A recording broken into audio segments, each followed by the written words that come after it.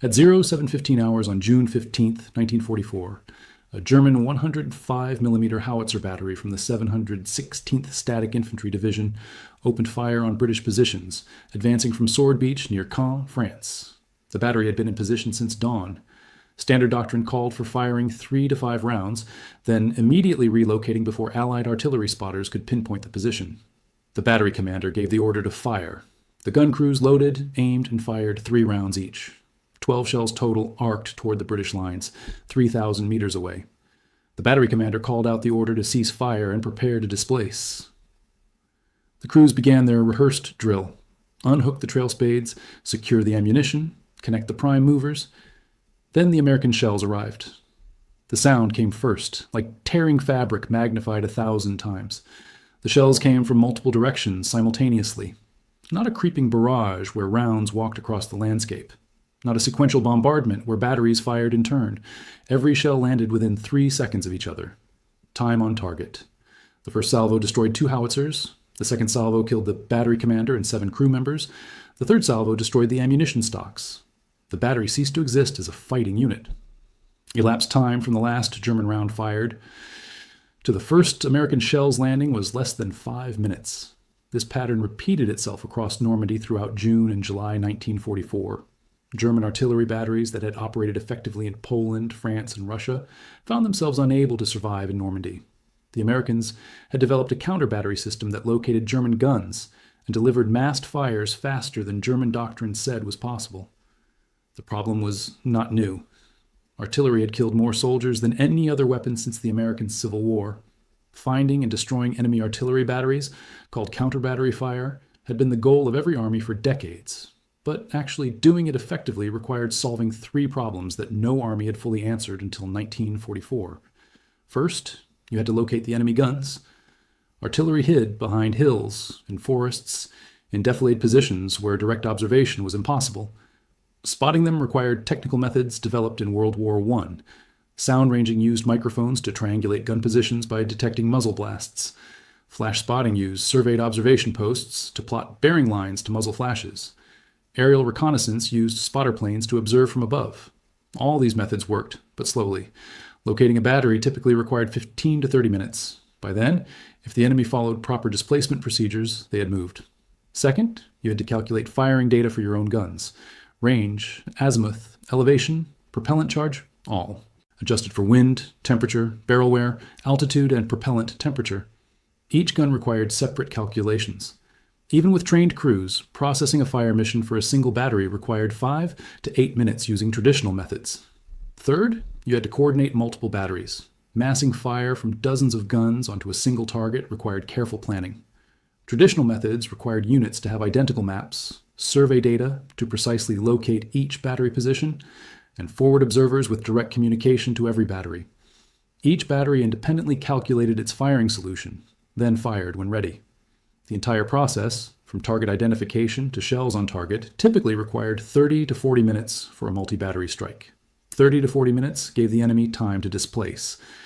German doctrine emphasized shoot and scoot tactics developed on the Eastern Front. Fire a few rounds, move to an alternate position, fire again. Mobility defeated counter-battery fire. If you kept moving, the enemy shells always arrived at an empty field. The Americans changed everything.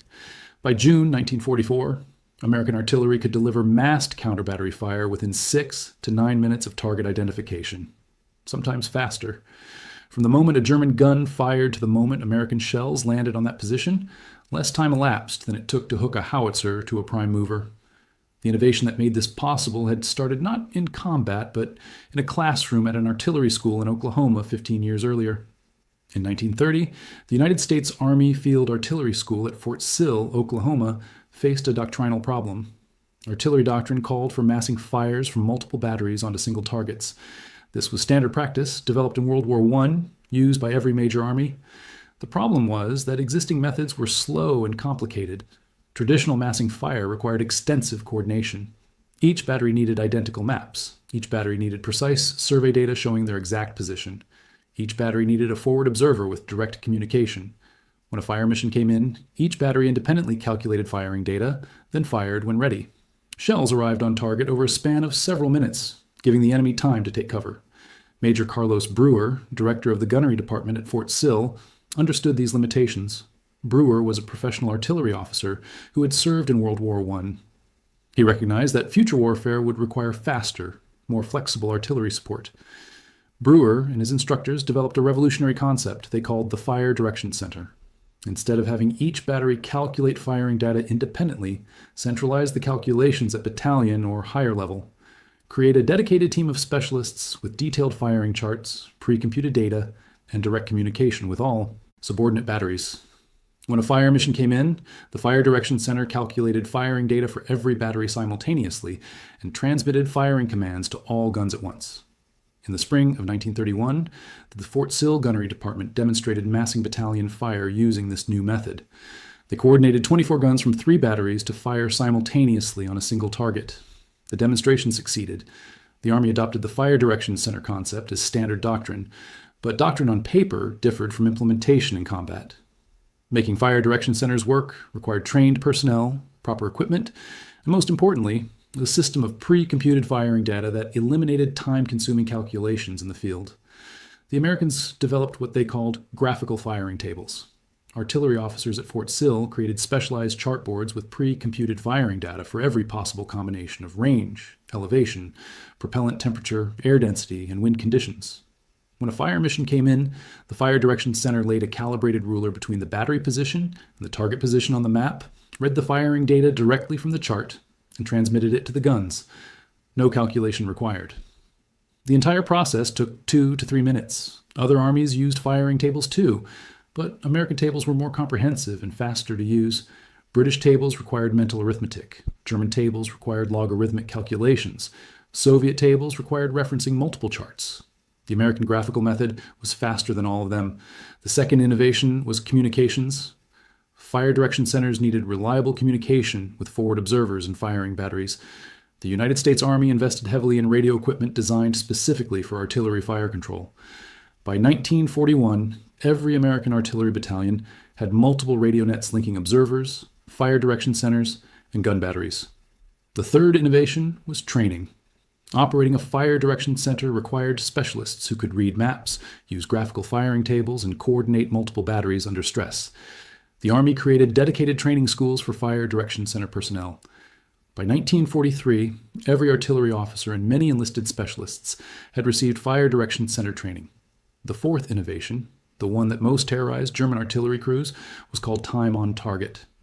The British Army had pioneered this technique during the North African campaign in late 1941 and early 1942, using BBC radio time signals for synchronization. The Americans developed similar capabilities independently through their fire direction center system. Time on target meant firing multiple batteries, so all shells landed on target simultaneously. The fire direction center calculated not just range and azimuth for each battery, but also time of flight for each battery's shells to reach the target. Then, the center broadcast a countdown. Each battery fired at the precise moment that would cause their shells to arrive at the target at the same time as shells from every other battery. The result was devastating. Instead of shells arriving over several minutes, giving the enemy time to take cover, all shells from dozens of guns exploded within a 3-second window. The enemy received no warning. One moment there was silence. The next moment, a hurricane of steel. The Americans first employed time on target in combat at Guadalcanal in 1943 under General J. Lawton Collins. By Normandy, American forces had refined the technique into a system unmatched by any other army. An American infantry company under fire could call for artillery support and have multiple battalions, potentially dozens of guns from across an entire corps sector, firing time-on-target missions within 9 minutes. 9 minutes from initial radio call to shells impacting simultaneously on target. This was not theory. This was standard performance repeatedly documented in combat. But fire direction centers and time on target only solved half the counter-battery problem. They allowed Americans to mass fire quickly once a target was identified. They did not solve the harder problem of finding enemy artillery positions in the first place. That required technical target acquisition methods developed in World War I and refined over 25 years. Sound ranging, flash spotting, aerial observation, and by 1944, radar. Sound ranging located guns by detecting sound waves from firing and using multiple microphones to calculate gun position through triangulation. The British had pioneered the technique in World War I. By World War II, American sound ranging units used electronic equipment that could plot firing positions on a map within 3 to 5 minutes of detecting gunfire. Flash spotting located guns by observing muzzle flash through surveyed observation posts at different locations. Multiple observers reported bearing to the flash. The Fire Direction Center plotted where bearing lines intersected. Flash spotting worked best at night, but could be effective in daylight with clear sight lines. Aerial observation used small spotter planes, usually Piper Cub L-4 aircraft, flying over the battlefield with an artillery officer as observer. The observer could see enemy guns firing, mark positions on maps, and radio coordinates directly to fire direction centers. The small planes flew low and slow, making them vulnerable to anti-aircraft fire, but American P-47 fighter bomber patrols generally kept German anti-aircraft guns suppressed. The most advanced method, available in limited numbers by mid-1944, was counter-battery radar. The SCR-584 radar could track artillery shells in flight and calculate trajectory backwards to determine gun location. Radar worked day or night and could not be fooled by camouflage. When radar detected a German shell, it provided gun location to fire direction centers within 90 seconds. Each method had limitations. Sound ranging required suitable terrain and specific weather conditions. Flash spotting required clear sight lines. Aerial observation required air superiority. Radar had limited range, but used together, the methods provided redundant coverage. If one method failed, another succeeded, and all methods fed targeting data to the same fire direction centers that could turn that data into massed artillery fire within minutes. The Germans had similar target acquisition equipment. German sound ranging units were competent. German aerial observers were skilled when they could get aircraft airborne. But Germans lacked the integrated system that connected target acquisition to rapid massed fires. A German sound ranging unit might locate an American battery in 15 minutes, but coordinating a multi-battalion counter-battery strike took another 30 to 40 minutes. By then, the target had moved. The Americans integrated everything. Target acquisition units had direct communication with Corps and division fire direction centers. When a target was identified, it entered the system immediately. The Fire Direction Center assigned available batteries, calculated firing data, and had shells on target within minutes of target acquisition. One American pilot flying over the Italian front in 1944 called in 5 separate Corps-level fire missions in a single hour. 5 different targets, each engaged by artillery from multiple divisions, all coordinated through fire direction centers that processed missions in minutes. That level of responsiveness was unmatched by any other army. In Normandy, Americans had another advantage. The terrain was relatively compact, the front line relatively concentrated, and American artillery was abundant. A typical American corps in Normandy had 8 to 12 artillery battalions under corps control, beyond battalions assigned to divisions. All those battalions could range anywhere along the corps front. All could be massed against any target within minutes. German forces in Normandy first encountered this system on D-Day itself. The 716th Static Infantry Division defended the Caen sector, including Sword, Juno, Gold, and portions of Omaha Beach. The division had been weakened by transfers to the Eastern Front. At 7,000 troops, significantly under strength, many soldiers were Ostlegionen, Eastern Volunteers, and conscripts from Soviet territories. On June 6th, the division's artillery elements attempted to provide fire support to beach defenses. American and British naval gunfire responded with overwhelming force. When German batteries attempted to engage from inland positions, American artillery spotters and Piper Cubs identified firing positions within minutes. Counter-battery fire followed shortly after. One German gun position at resistance point 62, manned by personnel from both the 716th Static Infantry Division and the 352nd Infantry Division, coordinated artillery fire for howitzer batteries located 5 kilometers inland at Houdetville. American destroyer gunfire and counter-battery strikes systematically suppressed these positions throughout the day. The 352nd Infantry Division, holding defensive positions near Saint-Lô and Carentan, had been brought into Normandy by Rommel in March 1944 at full strength, approximately 12,000 men. The division's artillery regiment faced the full weight of American counter-battery capabilities from the first day of the invasion. Field Marshal Erwin Rommel, commanding Army Group B, had recognized before the invasion that Allied material superiority would be decisive. In situation reports to Commander-in-Chief West during early July 1944, Rommel explicitly noted the enemy's enormous use of material, above all, artillery and tanks. His reports to headquarters outlined why Allied breakthrough was inevitable, citing enemy superiority in material, supply, and air power combined with high German casualty figures. Rommel understood that German artillery could not operate effectively under constant observation from Allied aircraft and rapid counter-battery response. In interrogations after the war, German commanders consistently identified American artillery superiority as one of the most critical factors in Normandy. The 3rd Parachute Division arrived in Normandy from Brittany on June 10, 1944, at full strength of approximately 15,976 soldiers. The division was deployed to hold the American left flank near the Vire River. Within weeks, the division's artillery had suffered devastating losses from American counter-battery fire.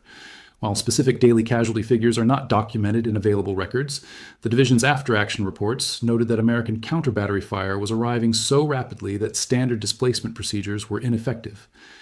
During the battle for Hill 192 outside St. Lo in July 1944, American artillery demonstrated the full capability of the Fire Direction Center system.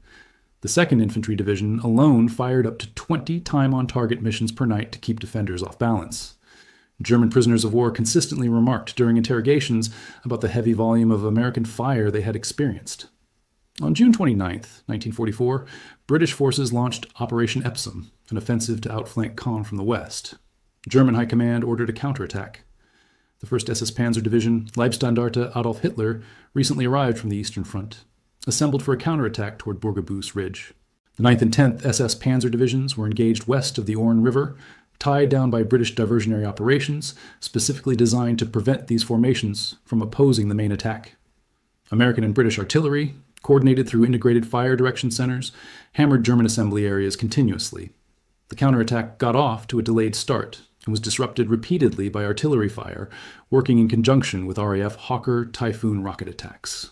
The operation achieved limited gains before being called off within 24 hours. This pattern repeated throughout the Normandy campaign. German commanders who attempted to mass forces for counterattacks found their assembly areas under devastating artillery fire before attacks could begin. Field Marshal Gerd von Rundstedt, Commander-in-Chief West, requested massive reinforcements of artillery and counter-battery assets. The reinforcements never arrived. By late July 1944, during the American breakout from Normandy, German artillery opposition was described in American after-action reports as light to negligible. The Germans still had guns, but they could not use them without being destroyed by American counter-battery fire within minutes. General Feldmarschall Gerd von Rundstedt, in assessments of Allied naval gunfire support during the Cherbourg operations, described it as flexible and well-directed in support of land troops, ranging from battleship to gunboat, functioning as quickly mobile, constantly available artillery. German reports from the Military Journal noted that Allied naval fire curtains were among their trump cards, more accurate in crisis situations, and sustainable on target, fulfilling the role of floating artillery. Japanese forces on Okinawa in April 1945 faced the same American counter-battery system.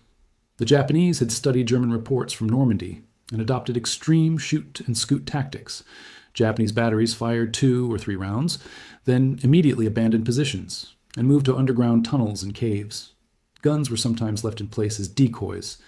The Japanese knew American counter-battery fire would arrive within minutes, so they ensured nobody was present when shells landed. American sound ranging units on Okinawa located Japanese gun positions within 5 minutes of firing.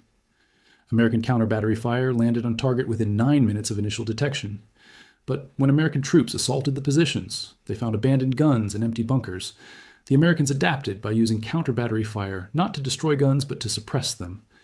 If a Japanese battery fired, American artillery pounded the position for 30 minutes, ensuring gun crews could not return to service the weapon. Then, American infantry and armor advanced, while enemy artillery was suppressed.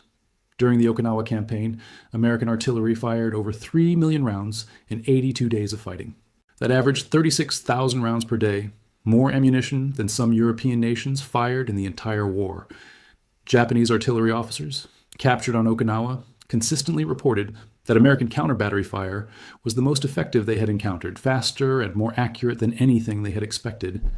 The Japanese never solved the American counter-battery system. They adapted tactics to survive it, but could not suppress it or counter it effectively. By the end of World War II, American artillery had become the single most effective arm of United States ground forces. General George Patton, who commanded the Third Army through campaigns in France and Germany, stated that the war was largely won by artillery. Patton, an armor officer by background, gave that credit because he understood what artillery had accomplished. The Fire Direction Center system developed at Fort Sill in the 1930s became the standard for modern artillery operations worldwide. Every modern army today uses some form of fire direction center. The concept of centralizing fire control, using pre-computed data, and massing fires from multiple units through coordinated communications is now universal.